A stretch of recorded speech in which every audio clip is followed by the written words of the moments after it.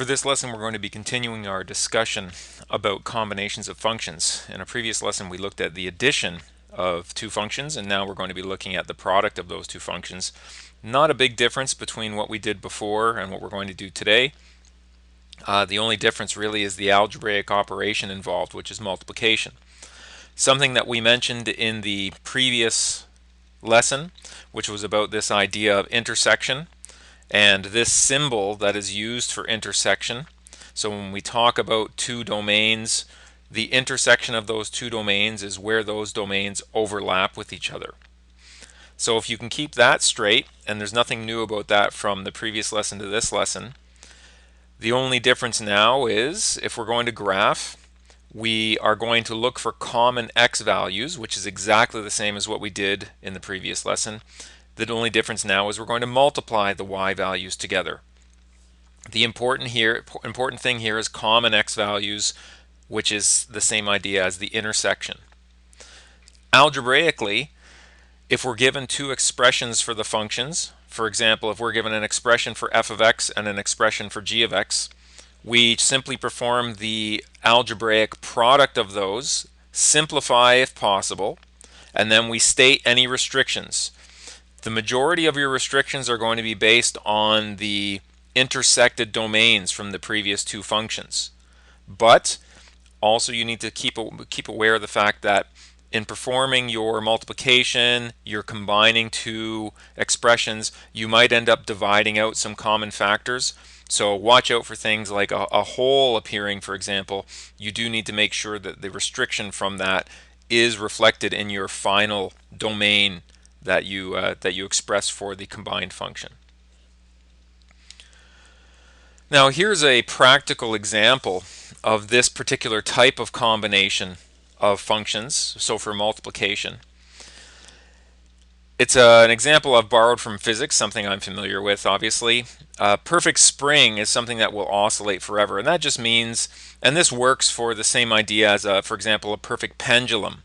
And all that's saying is that if you set a spring bouncing up and down, or you set a pendulum swinging back and forth, if it weren't for all of the small physical effects that take place, air resistance, friction, that sort of thing, if it weren't for those things, then a perfect oscillator would end up looking like this nice sine graph.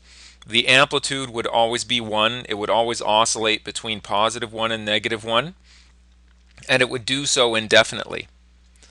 Now that's actually not realistic. We can do pendulums and we can do springs that are really quite good, but inevitably the oscillation will decay. And so that would be represented by the idea of an exponential decay function. Now it doesn't have to be decay as rapid as this. It can take a much longer amount of time, but overall it's the idea that this amplitude is going to get less and less. So if you imagine it, let's say that this, for example, this is measuring the amplitude over time for the spring or for the pendulum. So the way we combine those in this case is we actually multiply them together. And when we multiply them together, so for example, the periodic function could be modeled this way, sine of 2 pi x. I chose 2 pi here just so that the numbers would work out nicely, so that we would get our period of 1 would work out nicely for the graph. Exponential decay, 2 to the negative x, which is the same thing as 1/2 to the x. You should recognize both of those as an exponential decay. And damped harmonic motion, or the damped harmonic function, is the product of those two things. An exponential decay multiplied by some sort of harmonic or periodic motion. And this is what we get. You can see the graph in blue where the amplitude is decreasing, but that periodic nature, that very consistent up and down from the original sine graph, is still very clearly visible there. And as you work with more of these, you're going to be able to look at more graphs like this and have a better idea of what the contributing functions are. And doing things like drawing this outer envelope to see the exponential, that's something that will come with experience. Okay, so let's do an example, fairly simple example. It's something very similar to what we did when we looked at addition. And I have a little note here at the side. This is the same principles apply to graphing here. And so we can even take what I said before about graphing and apply that as well. So I've been asked to determine the function f times g. So the way that I do that, and I'm going to do a little aside here quite quickly. I hope it's not necessary for at least some of you watching this, but I'm going to quickly put together the domain of f and the domain of g and the domain of f times g, just so that we have a good frame of reference here. And I'm not going to spend a lot of time on it. The domain of f are the x values in these points. So that's going to be 1, 2, and 3. The domain of g is going to be the set of x values from g, which is 2, 3, and 4. And so the domain of f times g is going to be where they overlap, the intersection of these two domains. So the intersection of these two domains is going to be, you know what, I'm going to write it just using the notation.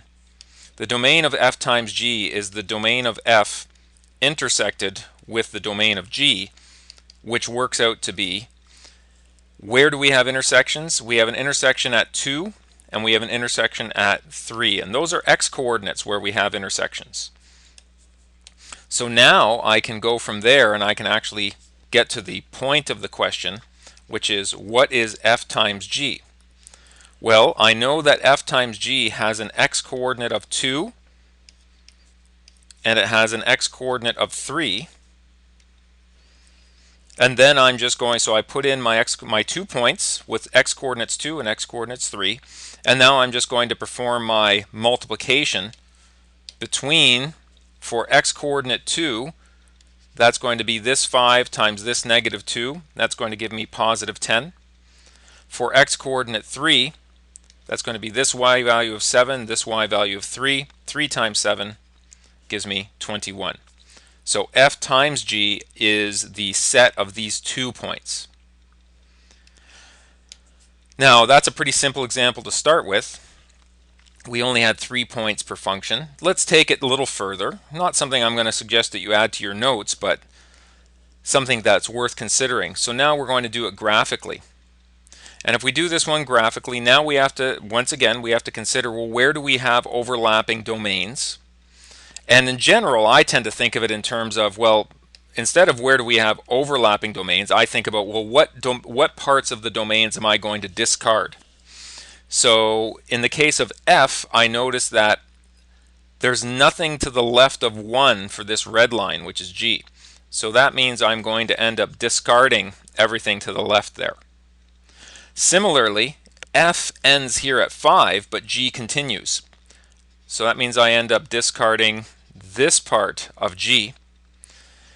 And now I go ahead and I perform my product. I look at, for example, at the x value of 1, I have y values of 0 and 2. 0 times 2 is 0, so I end up with a point there. So you know what? That ends up being quite sloppy with what I've done here. So I'm just going to take that away. We're going to keep that in mind. And I get a solid point here, and that point represents the leftmost portion of my product, f times g. When I go to x equals 2, I have 1 times 1, which is just 1. When I go to x equals 3, I have 2 times 0. 2 times 0 is 0. When I go to x equals 4, I have 3 times negative 1, which is negative 3. When I go to x equals 5, I have 4 times negative 2, which is negative 8. And that is the rightmost boundary for this combined function. And so rather than, what I might normally do is I might draw my parabolic shape. I didn't do a great job of it there with arrows on the end, but that's not actually applicable here. So don't rush into what you're used to doing here. You have to be very mindful of the fact that this and this are the outer boundaries on this domain. So I really need to just do my parabola down to there. And this one's going to be harder for me to do. Just, it's kind of awkward to sketch it, but I'll do my best. So we end up with that. And it is a parabola. I've been referring to it as a parabola. Well, why is that? Well, I can show you that fairly quickly. If we take a look at f of x is the straight line, and it's got a slope of 1, so that would be x, and an intercept of -1. So this is the line x minus 1. G of x has, if we projected this backward, it would have an intercept at +3, and it would have a slope of -1. So this would be -x plus 3. And if I were to take those two things together, so f times g, let's write it as f times g of x, that's equal to the first one, which is x minus 1, multiplied by the second one, which is -x plus 3. And you can see there, that's just a quadratic in factored form. So that makes perfect sense that my resulting shape is a parabola. And I've now taken the first step. This was me now verifying the graph that I got with a more algebraic approach. So let's take a purely algebraic approach on this next example. And so for this one, I'm giving you, here's f and g, and I've asked you to determine what is the product f times g of x and state the domain. So the first part is actually fairly simple. And the reason for that is because there's not a lot of simplification I can do here. I can write the log of 2 minus x multiplied by, now you want to be careful, so I'm going to apply an extra set of brackets here, and I'm going to multiply times the square root of x plus 3. And the reason why I'm being so careful with my brackets is I didn't want anybody thinking that this was the log of, I didn't want anyone thinking that both of those things together were in the logarithm. It is the entire f of x multiplied by the entire g of x. Now, because of this potentially confusing convention, one of the things we actually quite often do, it's the reason why we also put numbers when we have factors multiplying by a log. We can also bring the square root of x plus 3 in front.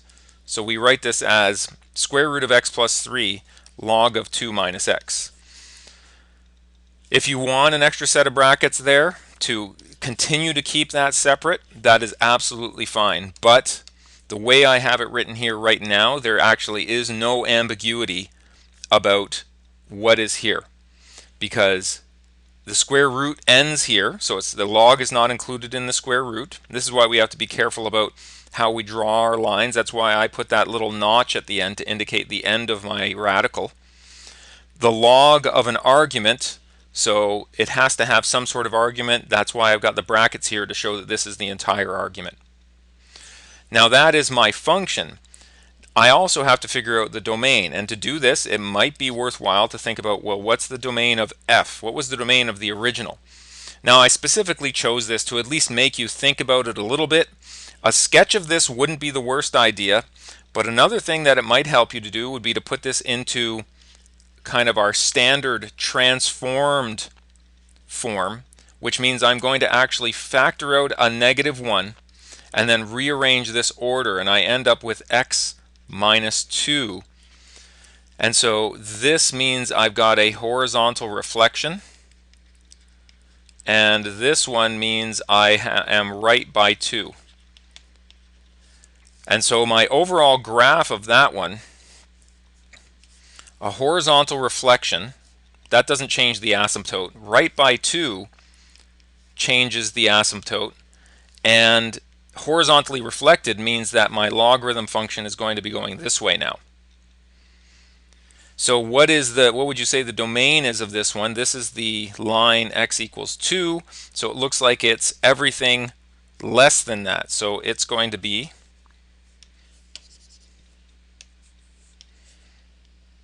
my domain is x member of the reals such that x is less than 2. My domain of g, so I've got the square root of x plus 3, and I can do that right on this same little sketch that I've done here. It means it's been shifted to the left by 3, But that's the only transformation that's taken place, so it's going to be something like that. And this is the value -3. So we end up with x is a member of the reals, such that in this case x is greater than or equal to -3, because we are allowed to be equal to -3. And so if this is my leftmost boundary and this is my rightmost boundary, then my combined function can only exist for the intersection of those two functions, which means it's going to be between -3 and 2, but it can include -3, but it cannot include 2. And so here's my domain. I've done a nice little graph for this using technology, just so you can see the same thing happening there. It's a bit of an odd-shaped graph, certainly nothing we've ever seen before. Here is the green line is my transformed logarithmic function. The red line is my transformed radical function. And then my purple line here is the product of the two of them.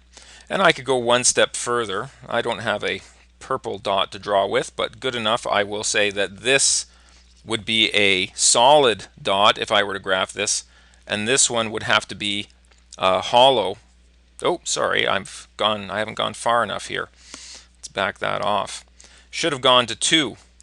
So there should be a dot down here for this, going a little further down.